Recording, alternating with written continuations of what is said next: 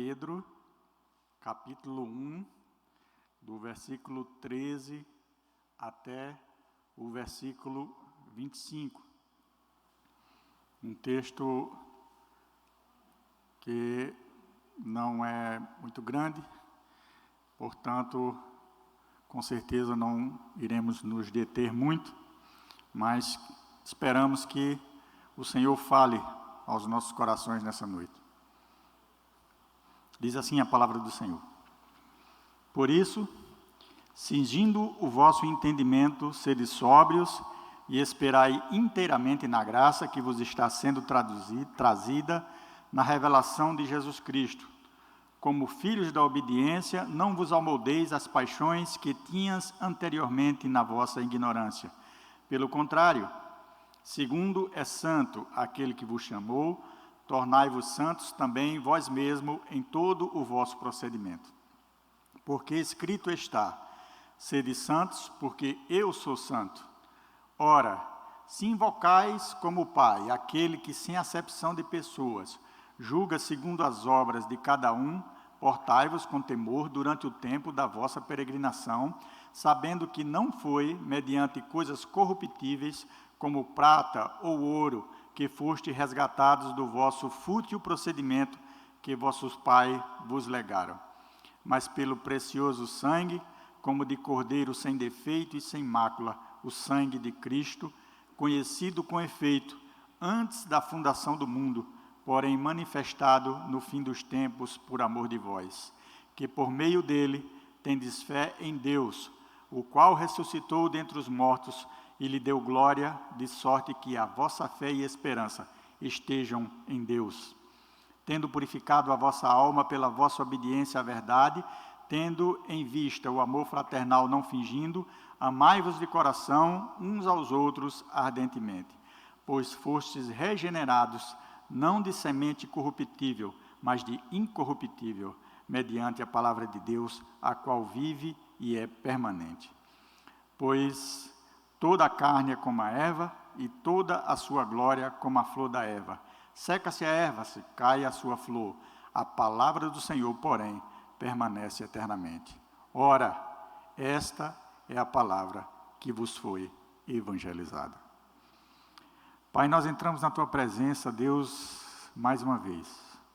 E nós viemos diante da Tua presença, Senhor, e reconhecemos, ó Deus, que somos falhos, pecadores, mas eu te peço nesse momento, ó Pai, a Tua unção do Teu Santo Espírito sobre a minha vida, ó Pai, e que nós possamos verdadeiramente entendermos o que Tu tem a nos transmitir nesta noite, ó Pai Celestial, nesta carta.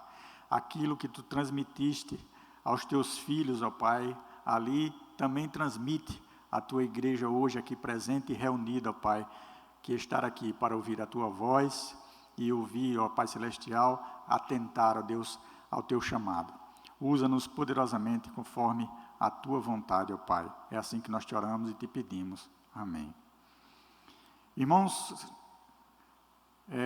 esta carta, ela é conhecida, é tida, identificada como uma carta geral, né? Ou seja, uma carta católica no sentido de universal, porque diferente das outras cartas de Paulo, que era direcionada, né, a algumas igrejas, que nem Filipenses, Colossenses, Éfesos e muita outra, essa carta é uma carta geral, para ser lida em todas as igrejas. E essa carta que Pedro escreve ali aos irmãos que estavam na dispersação, ali na Ásia Menor, né, que hoje é conhecida ali como a Turquia, ela foi lida lá e, graças a Deus, é uma carta que também é para a igreja presbiteriana do Pirangi, hoje, dia 29/9/2021. Amém por isso, né? Porque nós temos o prazer hoje de desfrutarmos nela. E quem escreveu essa carta, não precisa nem falar, né? O nome do autor já vem de frente aí, é Pedro. Pedro, que era pescador e foi promovido para a mais alta patente que pode existir no reino do Senhor, que é servo. E Pedro foi apóstolo de Cristo, andou com Cristo, discípulo de Cristo, né? E agora Pedro está ali em Roma e escreve para esses irmãos. Irmãos esses que estão sofrendo, fugindo perseguições, porque o povo de Deus que se convertia ali estava sendo perseguido, martirizado. Então, muitos tiveram que abandonar seus lares, abandonar suas casas, e agora viviam espalhados por tudo quanto era canto, né? E glória a Deus por essa perseguição, porque foi através dessa perseguição que outras nações conheceram a Cristo, e esse evangelho também atravessou o oceano e chegou aqui às Américas. Amém? Então, hoje eu gostaria de, juntamente com você, nós meditarmos nessa carta, vermos o quão bom e quão suave é essa mensagem que ela nos traz, que é uma mensagem que fala sobre santidade. E hoje eu gostaria de nós meditarmos aí sobre o tema a necessidade da santidade.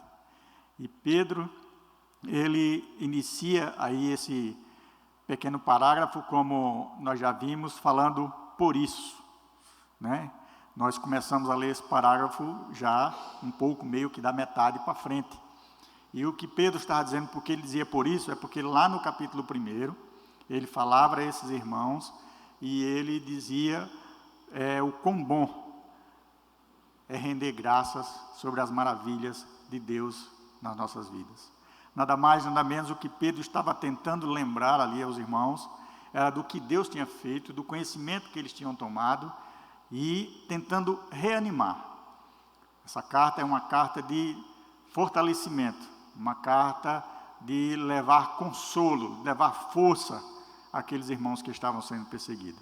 Então, eu convido você, rapidamente, são apenas 12 versículos, nós vamos lermos aí o capítulo 1, e Pedro começa, né, com a saudação: Pedro, apóstolo de Jesus Cristo, aos eleitos que são forasteiros da dispersação, no ponto da Galácia, Capadócia, Ásia e Betínia, eleitos segundo a presciência de Deus Pai, em santificação do Espírito, para a obediência e aspersão do sangue de Jesus Cristo, graça e paz vos sejam multiplicadas. Bendito o Deus Pai de nosso Senhor Jesus Cristo, que segundo a muita misericórdia, nos regenerou para uma viva esperança, mediante a ressurreição de Jesus Cristo dentre os mortos, para uma herança incorruptível, sem mácula, inacessível, reservada nos céus para vós outros, que sois guardados pelo poder de Deus, mediante a fé para a salvação, preparada para revelar-se no outro tempo. Nisso exultais, embora no presente por breve tempo, se necessário, sejais contristados por várias provações, para que, uma vez confirmado o valor da vossa fé, muito mais preciosa do que o ouro perecível, mesmo apurado por fogo, redunde em louvor, glória e honra na revelação de Jesus Cristo, a quem, não havendo visto, amais, no qual, não vendo agora, mas crendo, exultais com alegria indizível e cheia de glória, obtendo o fim da vossa fé, a salvação da vossa alma. Foi a respeito desta salvação que os profetas indagaram e inquiriram, os quais profetizaram acerca da graça a vós outros destinada, investigando atentamente qual a ocasião ou qual as circunstâncias oportunas indicadas pelo Espírito de Cristo que neles estava, ao dar de antemão testemunho sobre os sofrimentos referentes a Cristo e sobre a glória que o seguiam.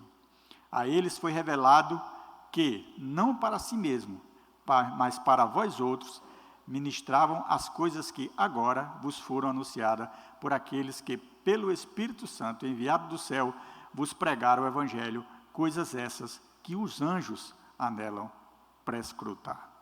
Então aí Pedro diz, por isso. Ou seja, Pedro está dizendo, por essas coisas, pela regeneração, pela salvação, por essa graça, por vocês que creram neste Deus, que creram no Cristo, mesmo não vendo, e nós hoje aqui, graças a Deus, estamos nessa mesma situação, estamos incluídos naqueles que somos bem-aventurados, que não viram, mas creram, né? Pedro diz, é por isso, por essa coisa, que eu chamo vocês a viverem em santidade. Santidade é uma necessidade do crente. Santidade é uma ordem bíblica. Santidade é vital na vida de qualquer cristão. E é isso que Pedro tenta e diz àqueles irmãos, e é isso que esta carta diz a nós hoje, cristãos do século 21. E ele diz assim: por isso, cingindo o vosso entendimento, sede sóbrios e esperai inteiramente na graça que vos está sendo trazida na revelação de Jesus Cristo. Nós fomos se pegar esse parágrafo e dar uma olhada para ele, nós poderíamos dividir pelo menos aí em 4 partes, 4 sessões. O versículo 1 seria o versículo que fala sobre a necessidade de preparação da santidade. Do versículo 14 até o versículo 16, então nós teríamos aí falando sobre a necessidade de transformação. Do 17 até o 21, nós poderíamos dizer que é a necessidade de temor a Deus. E os restantes, do 22 ao 25, a necessidade de amor aos nossos irmãos, aos nossos próximos. E eu espero que nessa noite nós consigamos enxergarmos juntos isso neste texto para a honra e para a glória do Senhor Jesus Cristo. Por isso, cingindo o vosso entendimento. Essa palavra cingindo é uma palavra que era usada naquela época, porque os judeus, eles tinham uma roupa, e aquela roupa era tanto para homem quanto para mulher grande, né? E que muitas vezes dificultava na labuta, no dia a dia, na movimentação, assim como os soldados também, que vestiam aquela couraça, muitas vezes incomodava. Então, o que é que eles faziam? Eles tinham uma roupa por baixo, uma vestimenta por baixo, e para que essa vestimenta não atrapalhasse no movimento, eles cingiam, colocavam ela por baixo de um cinto para prender, para que ele pudesse ter mobilidade para poder batalhar, para poder se movimentar, para poder fazer as tarefas do dia a dia. E Pedro aqui diz que a gente precisa cingir o nosso entendimento. O que é que ele está querendo dizer? O que Pedro estava querendo dizer era o seguinte: meus irmãos, nós precisamos termos entendimento de tudo isso que eu falei, dessa graça, dessa maravilha, e por isso nós precisamos andar em santidade. Mas para que isso aconteça nas nossas vidas, nós precisamos nos preparar para vivermos essa necessidade. É necessário ter uma preparação, não é de qualquer forma, ela não vem assim: ah, você recebeu Jesus como seu único e suficiente Salvador, o Senhor teve um encontro contigo e agora você é santo. O processo de santificação é um processo que acontece até que Cristo venha. Durante toda a nossa vida isto irá acontecer, e nós precisamos nos prepararmos para isso. Eu e você, nós fomos separados por Cristo, como diz aqui a palavra, para sermos santos, separados para as boas obras, e nós precisamos buscar isso. Se você olhar para a sua vida, para a minha vida, para a vida de alguém, para a vida de algum cristão, e não ver esta busca pela santidade, não ver essa carência, não ver essa procura, tem alguma coisa errada. Tem alguma coisa errada. Porque quando o Senhor entra nas nossas vidas, quando o Espírito de Deus habita nas nossas vidas, Ele nos chama imediatamente à santidade. E para que essa santidade ocorra na nossa vida, é necessário que nós nos preparemos para ela. Então, Pedro está dizendo assim: é preciso você cingir o seu entendimento, é preciso você afiar o seu entendimento, é preciso você esteja a toda hora procurando manter esse entendimento. Entendimento de quê, irmão? Entendimento da sabedoria que só vem do alto. E esse entendimento nada mais é do que a palavra do Senhor Jesus Cristo. É buscar a palavra, é ler na palavra, é beber a palavra, é consumir a palavra, é respirar essa palavra a todo momento. Muitas vezes nós enchemos nossas mentes, nosso entendimento de tantas coisas às vezes que nos levam a divertimento, entretenimento. Passamos tanto tempo fazendo isso e nos dedicamos muito pouco ao entendimento divino. E a primeira coisa que ele diz: olha, é preciso você cingir, é preciso você afiar. Por que isso? Porque assim como aquelas vestes, quando chega a dificuldade, quando chega a provação, quando chegam os momentos difíceis, quando chegam os momentos de decisões, eu e você precisamos saber o que fazer. Como é que eu e você vamos tomar decisões sábias, decisões que realmente agradam ao Senhor, se nós sequer temos o entendimento dessa palavra? Como faremos isso? Vamos buscar de última hora? Às pressas? Muitas vezes pode não dar tempo. E ele segue aí dizendo que você não precisa apenas cingir, mas você precisa ser sóbrio. E sóbrio nada mais é, a gente sabe que é uma pessoa equilibrada, uma pessoa que pensa naquilo que vai fazer, uma pessoa que não age ao primeiro impulso, uma pessoa que não leva tomada de decisões de qualquer forma, mas antes ele pensa, consulta e só depois toma a decisão. Sedes sóbrio. E essa decisão, essa sobriedade, ela precisa, no cristão, estar pautada na palavra do Senhor. Nós não podemos, de maneira nenhuma, tomarmos nenhuma decisão em nossas vidas, ainda que ela seja mais importante, sem que ela não tenha fundamento na palavra do Senhor. Sede sóbrios. Em outras palavras, não nécios. Lembra da parábola das virgens nécias? Que não foram sóbrias, não encheram lá as suas lamparinas, deixaram para comprar o azeite na última hora, ficaram de fora. Sede sóbrios. Nós precisamos ser sóbrios para enfrentarmos esse mundo. Nós precisamos ser sóbrios para estarmos atentos às astutas ciladas do diabo, porque ele não dormita. A toda hora ele nos rodeia, como um leão tentando nos tragar e nos devorar. E a terceira coisa que ele manda fazer nessa preparação é esperar. Essa aí talvez seja a parte mais difícil, né? Porque, como todo ser humano, esperar é uma coisa complicada, né? A gente quer resultados imediatos. A gente ora agora, no nosso quarto de oração, quando a gente faz isso, né? E amanhã a gente já quer que o resultado chegue. E se passa depois de amanhã, chega o final de semana, Senhor, tu não me ouves? Onde é que está o Senhor que não me ouve? Esperar. Esperei com paciência no Senhor, e Ele se inclinou para mim, ouviu o meu clamor. Esperei com paciência. Irmãos, e quando a gente espera com paciência, Deus, a palavra diz assim, é tão tremendo, que Ele se inclina. Ele se inclina, sabe? Aquele filho que está puxando na barra da saia da mãe, mãe, né? E a mãe, tão pequenininho, né? A mãe se inclina. O que é, meu filho? Deus se inclina para você nas suas orações.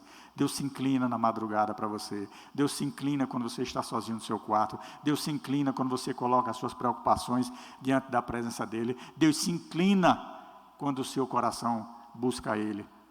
Deus se inclina quando você é sóbrio. Deus se inclina quando a sua vida edifica e glorifica o nome dEle. É preciso esperar. E ele diz aí que essa esperança é inteiramente em quê? Na graça, que vos está sendo trazida na revelação de Jesus.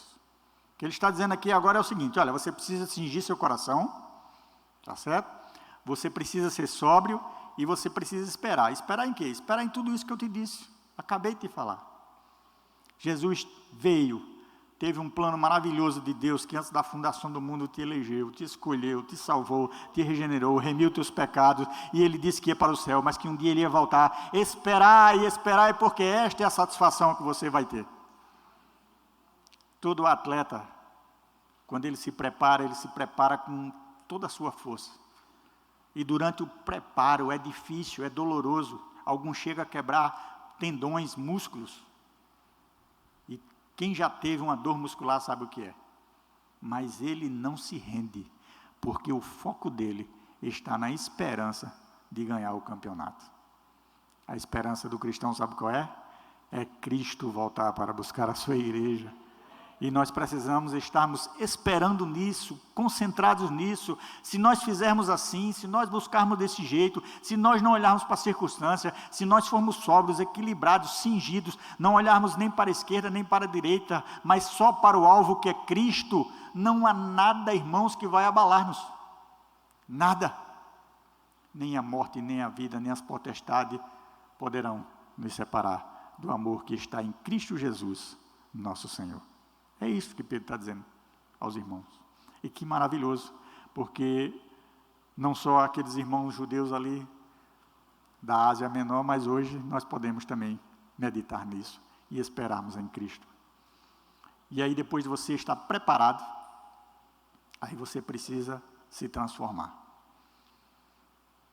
Nós fomos escolhidos, fomos separados. Somos agora pessoas que Deus os chamou para ser filhos. Então, nós precisamos agora andar de forma diferente. E aí ele diz assim: como filhos da obediência, não vos amoldeis as paixões que tinhas anteriormente na vossa ignorância. Como filhos da obediência. Por quê? Porque nós éramos filhos da desobediência. Garotinhos, menininhas, bonzinhos, né? Só Deus sabe. Mas agora Ele nos chamou para nós sermos filhos da obediência. E como filho da obediência, Ele diz: olha, você agora é filho da obediência. Então, vocês não se amoldem às paixões que vocês tinham interiormente na vossa ignorância. O que é não se amoldar? Muito fácil. Vocês aqui que cozinham, né? E hoje, eu não vou dizer assim, nas mulheres que cozinham, né? Porque hoje os homens também cozinham, não é verdade? E muitas vezes ainda fazem melhor de algumas coisas, né? Então você que cozinha, quando você quer fazer uma gelatina, vou colocar a coisa mais simples, né? Porque assim nós vamos também, aí ficamos incluídos também, né? Se for colocar um negócio mais difícil, aí elas vão passar da gente. Você vai fazer uma gelatina, a coisa mais simples do mundo. Você prepara a sua gelatina e aí você coloca naquele prato de salada? Não, né? Você vai colocar numa forma bonitinha, que a sua esposa tem lá, deixar um negócio bem, né, para quando você tirar da geladeira. Ó, querida, eu sei fazer. Se amoldar, aquela gelatina toma o formato daquela pura. Cada curva, cada espaçozinho, ela preenche. E quando você tira, é igual. É a mesma coisa que você está vendo naquela forma. Como filhos da obediência, não vos amoldeis aos costumes anteriores que você tem. Meu irmão, você não cabe mais lá. Você não é mais de lá. Você não entra mais lá. Até um tempo desse, eu vestia 38. Agora, 42. A esposa já está entregando ali. Faz tempo. Agora a forma já é outra, meu irmão. Não cabe mais no 38. Então, como filho de Deus, como servo de Deus, como eleito de Deus, como chamado de Deus que agora sou, como filho da obediência, não me cabe mais me amoldar aos padrões do mundo. Eu tenho que agora viver em santidade. Meu alvo agora é Cristo, o meu Pai agora é Cristo, o Pai da obediência. Esteve aqui e em nada puderam o acusar. E você e eu, nós somos filhos desse pai. Você já viu um filho que não parece com o pai? E é incrível que pareça, eu tenho visto e tenho tido a oportunidade de acompanhar muitos pais e filhos adotivos. E meu irmão, mesmo sendo adotivo, é incrível como as crianças tomam os trejeitos, tomam os jeitos do pai. E quando ele se mistura, se o pai não disser assim, olha, é meu filho, mas é adotivo, você não sabe. Você não sabe. Como filho de Deus, eu e você, nós temos que parecer com Jesus. Temos por obrigação parecer com o Pai. O pai chega do trabalho, coloca a roupa lá no cantinho, e às vezes vai tomar um banho, quando volta na sala, só escuta potoco, potoco, potoco, potoco, quando vai ver, é o filho de 2 aninhos, dentro de um sapato 44, tentando imitar o pai, com a gravata pendurada, torta pelo pescoço de lado. O que é isso, menino? E a mãe disse, ele só quer ser tu. E você? Só quer ser Deus? E você? Só quer ser Cristo? Paulo disse, sede meus imitadores, como eu sou de Cristo. Igreja do Senhor. Nós somos filhos do Deus vivo, filhos da obediência. Nós precisamos buscarmos, andarmos em santidade. As nossas vidas devem transparecer para o mundo santidade. Que o povo possa olhar aos nossos rostos, olhar para nós e dizer verdadeiramente, eis um servo do Senhor Jesus. Versículo 15.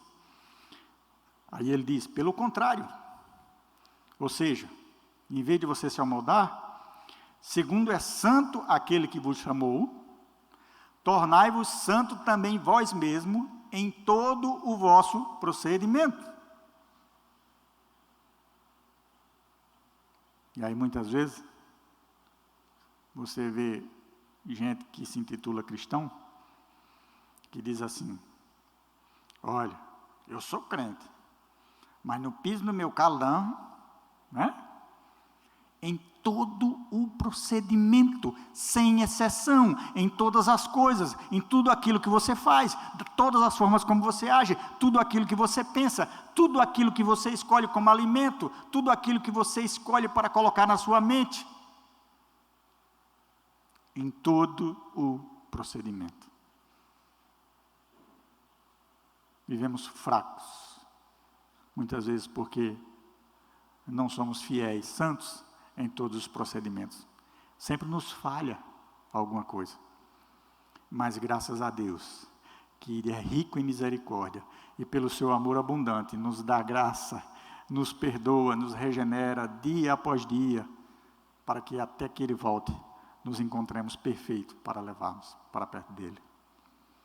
E aí você se preparou, você cingiu, você está sóbrio, agora você espera no Senhor, agora você é uma pessoa transformada, mas você precisa ter uma coisa muito importante como cristão: reverência, temor a esse Deus que te chamou, que me chamou.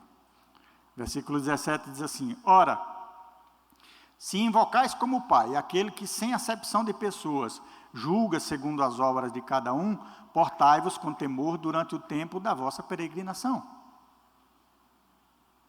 Agora nós chamamos Ele de Pai. Que intimidade, que coisa gostosa, né? Pai, papai. Nós podemos agora chamar Ele de Pai. Mas o mesmo Deus que nós chamamos de Pai, é também o mesmo Deus que julga. Hoje nós temos Jesus Cristo como nosso advogado, mas um dia o teremos como juiz. Estaremos diante dEle, prestando contas. E ele fala do julgamento aqui, não do julgamento da condenação, mas ele fala do julgamento dos cristãos. Lembra da palavra dos 10 talentos? Como é que chegaremos diante de Deus? Com as mãos vazias? Como é que nos chegaremos diante do Pai?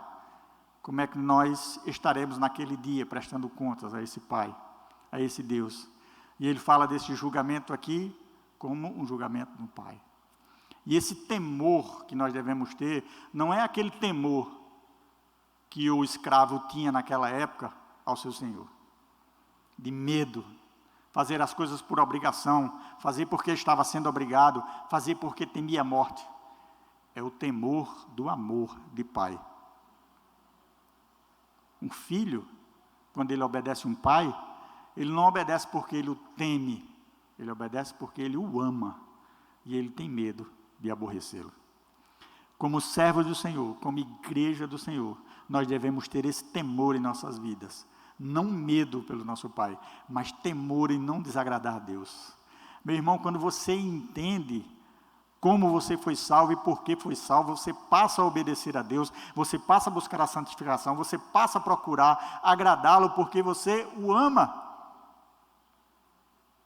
Não por mérito, para que você consiga algo, principalmente a salvação, porque você não vai alcançar nunca dessa forma, mas porque você o ama.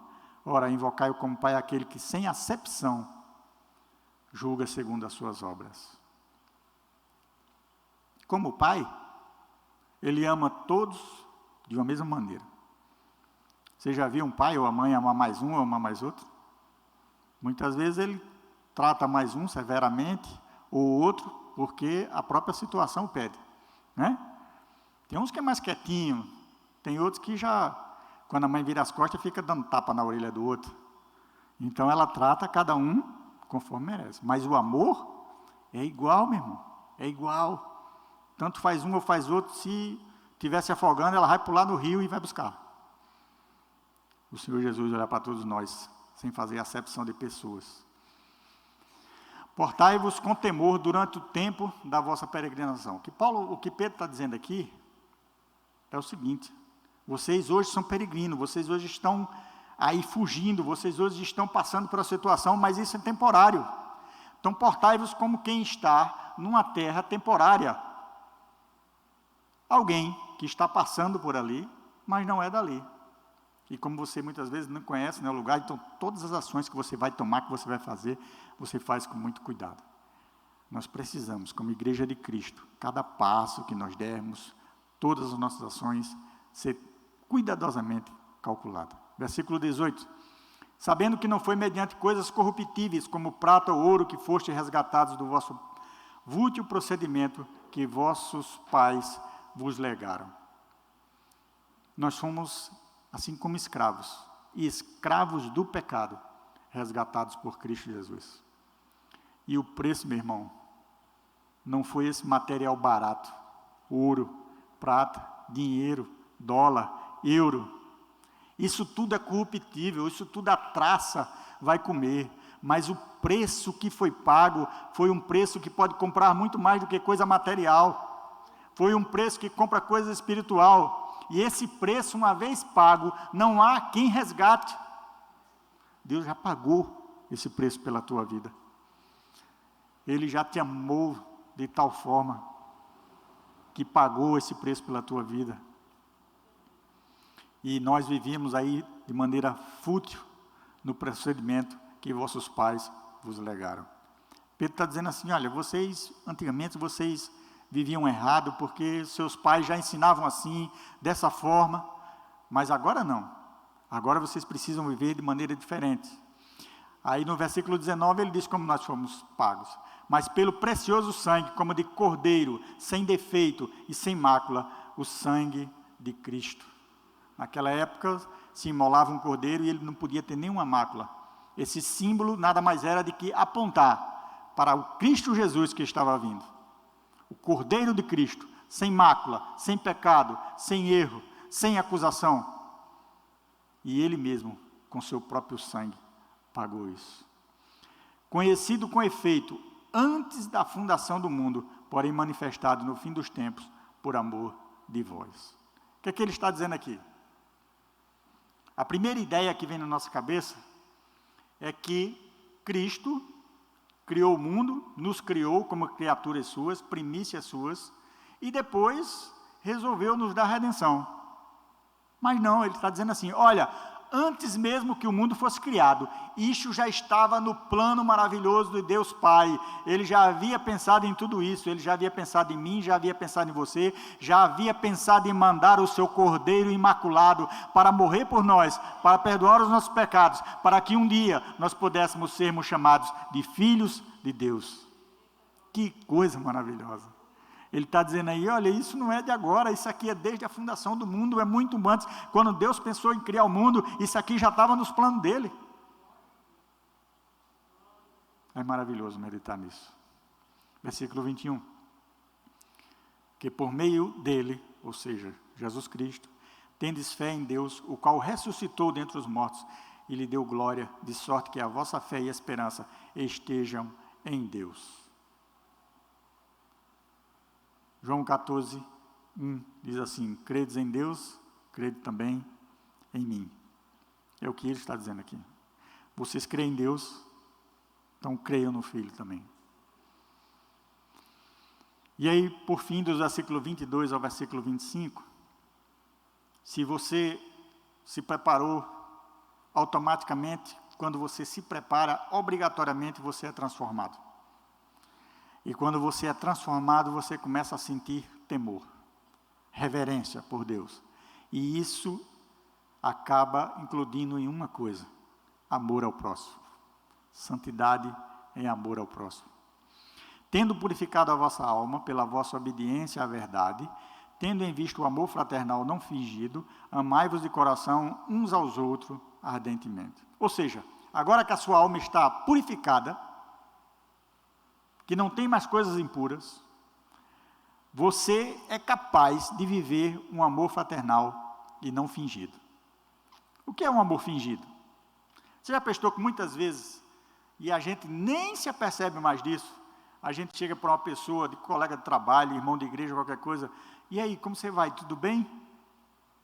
Mas que na realidade você não está interessado mesmo se ele está bem ou não.